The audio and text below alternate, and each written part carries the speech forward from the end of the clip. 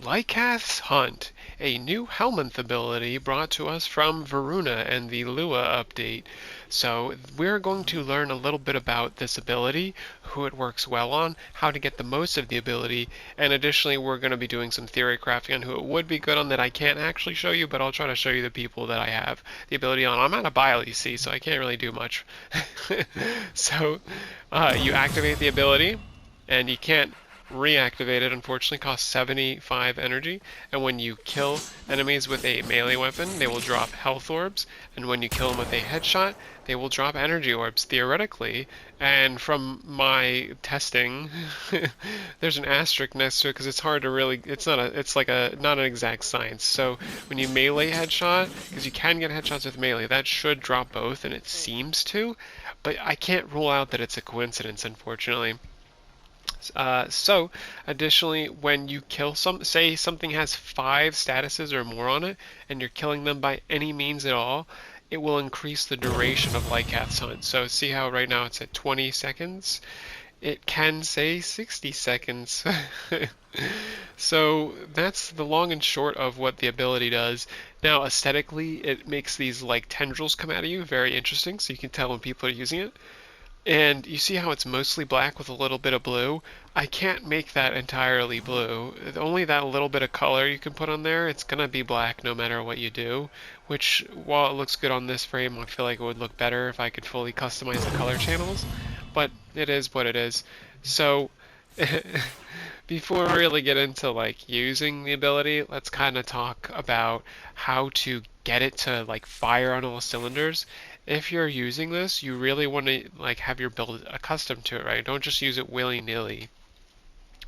Equilibrium will make it so that your melee kills are also providing you energy, and alternatively, your headshot kills are also providing you health. Excellent. Very excellent. You absolutely, if you're using Lycath's Hunt but not Equilibrium, you're doing it wrong. That's all there is to it.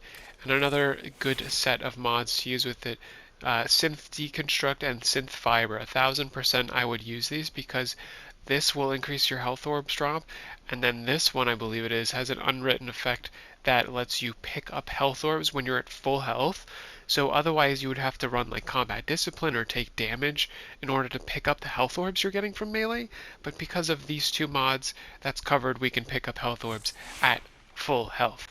Now, you know how I mentioned that enemies with 5 or more statuses will increase the duration of the ability when you kill them by any means? I'm using a Sentinel that applies 4 of those statuses. It's mostly it's mostly gas, but it does apply all 4 of these as a heat-seeking missile. Definitely get the Hellstrom. So there's that. And then alternatively, I am getting 2 elements from my Exalted Blade Toxin, and then I am getting Corrosive from Archon Continuity. This is not necessarily a build guide. I'm not going to go over this Excalibur build specifically, but we will be learning how it works fantastically with Lycath's Hunt and how he interacts with it. So we're just going to start it right up. Now, let's see how I cast the ability. I'm going to swap to my operator as Excalibur Umbra. He's doing his own thing. He's killing some straggler. I don't know how to get over there. But you see how now my Lycath's Hunt has been turned off. It can kind of fuck you over because it costs 75 energy. So see I am at 35 now. Say I swap to him because I had to kill a Thrax or something. And then I come back and it's like, uh-oh, SpaghettiOs. It's all gone. Sometimes it will glitch and he won't do anything in this form. I don't know if it's just from the timer he has on him or what. But sometimes it won't, so normal Excalibur might be better for this, but nonetheless it is most certainly usable on him. So one thing of note is that for a Chromatic Blade, it will not get health orbs from the ranged attack, but from my brief testing, you can get the health orbs. Or, I'm sorry, the energy orbs from headshots. Now, I could be wrong about that, and it is possible it affects the waves, but I don't think it does. It's one of those things that in order for me, the testing I did it, I turned off my bot and just killed waves and waves with and without Lycath's Hunt activated. But it most certainly works for the physical blade hits, which is what you want to be using anyway to get the combo. So put these guys together. Activating. See how right now it has a 20-second timer on Lycath's Hunt. It's about to go up.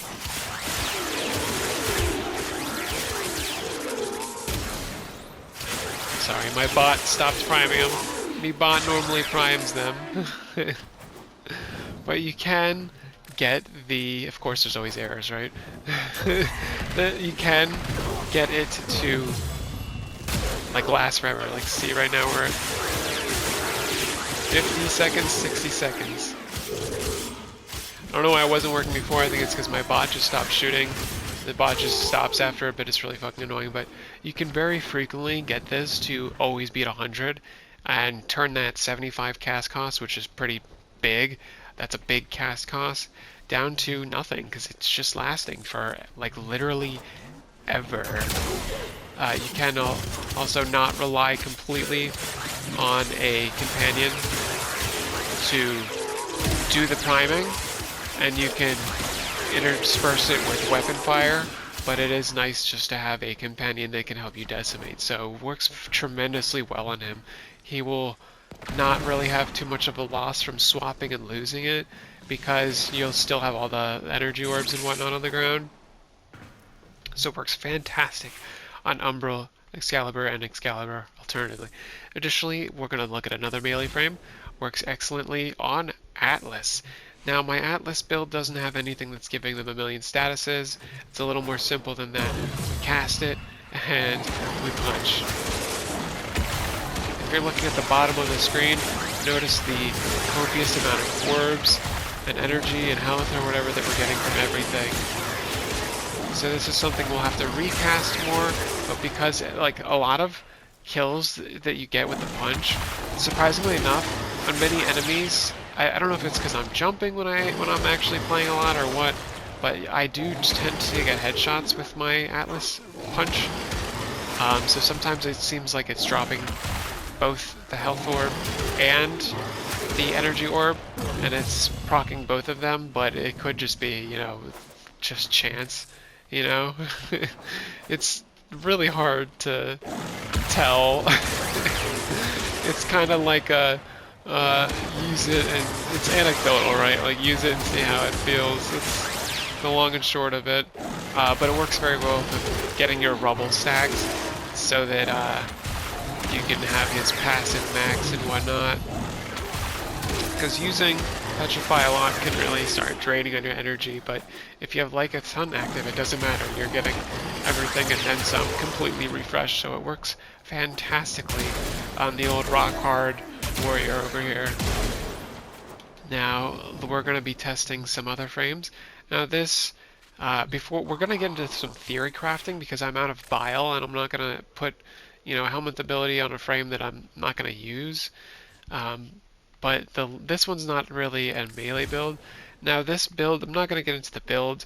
Just know you're not going to be able to recreate this build just by equipping the mods.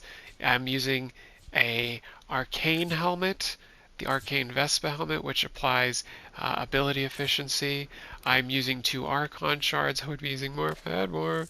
And I'm using the Amar set for teleporting heavy attacks. So we're using that and replacing mind control with Lycath's Hunt on her. Again, I'm not going to get into her build. This is an extremely like five head level of gameplay build. But so what you do is activate the ability. You can activate your orb, so you move very slowly in the orb, which is unfortunate. So what I do to mitigate that is I have my dash.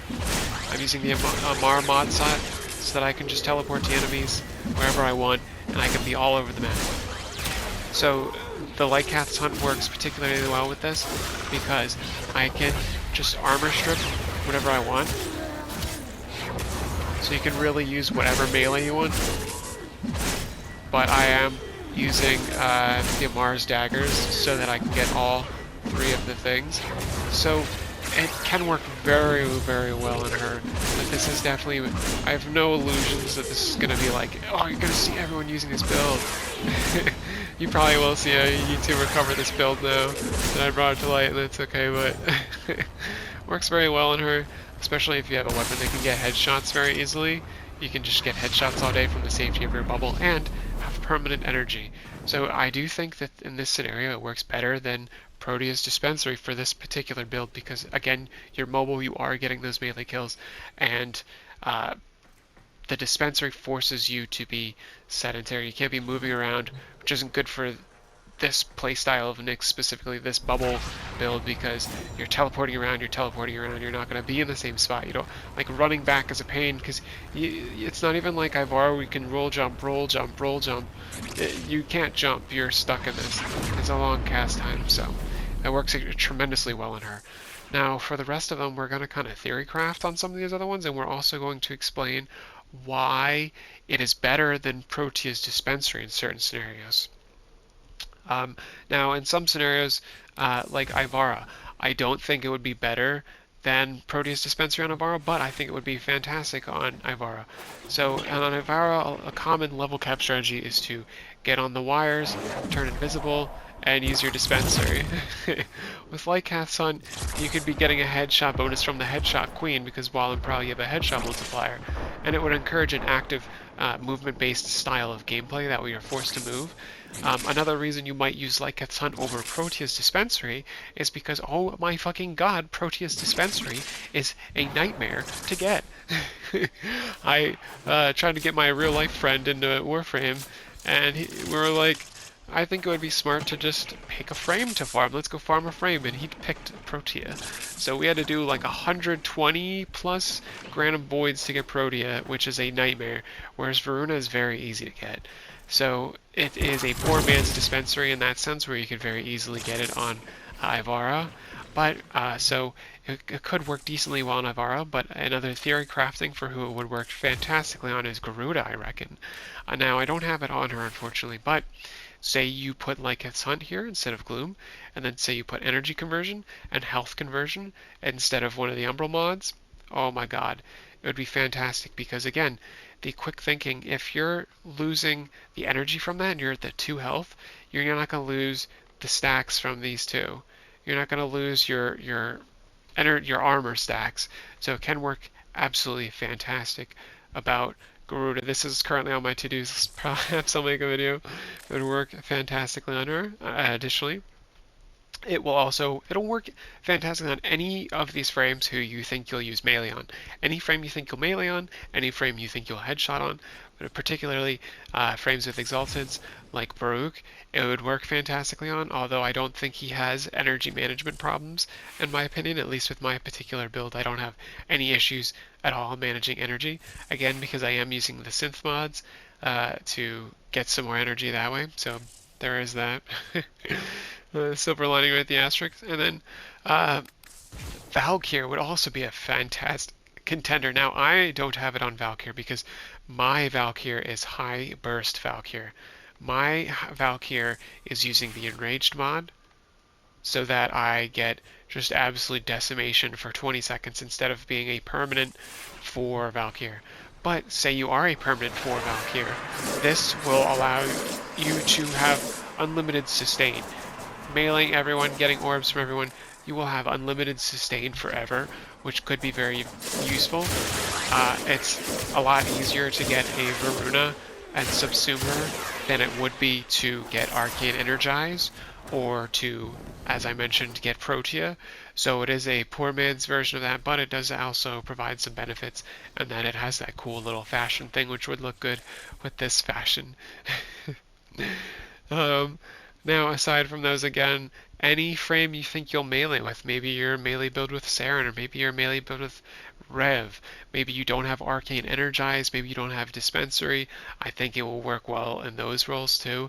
Additionally, any frame who you're getting a lot of orbs from, so Necros, I reckon it would work fantastically well on a Necros build, instead of using, Desiccation or whatever what normally is. Slap that fucker on there, and then have it's also great because it works with Arcane Blessing. It'll get you your 1500 health up very fast with the Lycath's Hunt. So essentially, I'm not showing builds specifically based around it. I've only seen Korra videos on it. I didn't want to make a video on it, honestly. But when I was looking at it today, I was looking for to see if anyone else already made some information about the ability, and I've only found Korra. It's literally just like Korra, Korra, Korra. I'm like, okay. There's other frames besides Korra that have looting abilities like this frame or, you know, Necros as we just talked about a second ago. So it is a solid ability, especially for any frame that has a exalted blade like Excalibur or Valkyr, but it is not for everything. It's not something that you can just slap on literally anything and it's good. Like I believe Silence is something that you could slap on anything and it will be good. I think that Roar, you could argue, you could slap on most things and it'll be good.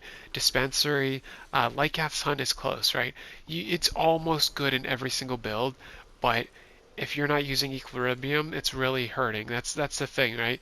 With Roar, with Dispensary, with a lot of these really good Helminth perks, you don't have to change anything in your build at all. You could run willy fucking nilly, but with Lycath's Hunt, you pretty much have to run Equilibrium, and it is highly advised that you would additionally run the synth set on your companion.